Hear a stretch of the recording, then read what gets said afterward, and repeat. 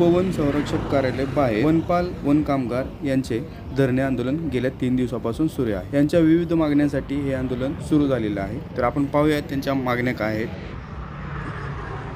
मला आपल्या माध्यमातून एवढंच सांगायचं आहे की राज्य सरकार आणि केंद्र सरकारपर्यंत आपल्या माध्यमातून की वर्षानुवर्ष काम करणाऱ्या वनमजुरांना तात्काळ सेवेत कायम करावं एवढीच माझी इच्छा आहे। अनेक वर्षापासून ही लोक काम करतात, यांच्यावर अन्याय केलेला आहे, तर हा अन्याय दूर करावा। शेतकऱ्याचं सरकार आहे, कामगाराचं सरकार आहे, तर ह्या सरकारला हात जोडून विनंती आहे की हे आंदोलन न चिघळून देण्यापेक्षा तात्काळ यांनी आमची फाईल मार्गस्थ लावून वनमजुरांना सर्वांना कायम करावं, ही कळकळीची आणि नम्रतेची विनंती आहे। जय हिंद। मी अशोक तानाजी सूर्यवंशी, महाराष्ट्र राज्य वन मजूर वन कामगार वनपाल आणि जनरल युनियन महाराष्ट्र राज्य सचिव।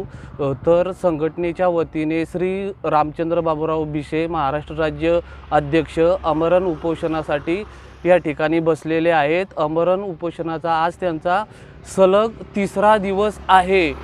तर आमच्या मागण्या अशा आहेत की महाराष्ट्र राज्य वन विभाग यांच्याकडील वन मजुरांना शासन सेवेत कायम करणे संदर्भातील जो जुना शासन निर्णय आहे, या शासन निर्णयामध्ये धोरणात्मक बदल करून वन मजुरांना शासन सेवेत कायम करण्यात यावे। तसेच वन मजुरांची मंत्रालयामध्ये सातारा, सांगली व नागपूर जिल्ह्यातील फाईल शासन सेवेत कायम करण्यासंदर्भातील पडून आहे, तर त्या फाईलला तात्काळ मंजुरी मिळण्यात यावी। तसेच जे आपले आमरण उपोषण करते रामचंद्र बाबूराव भिशे हे 3 दिवसापासून उपोषणासाठी बसलेले आहेत। त्यांची तब्येत खालावत चाललेली आहे, तरी राज्य सरकार आणि स्थानिक प्रशासनाने तात्काळ त्यांच्याशी चर्चा करून जे आमचे काही प्रश्न आहेत ते तात्काळ मार्गी लावावेत।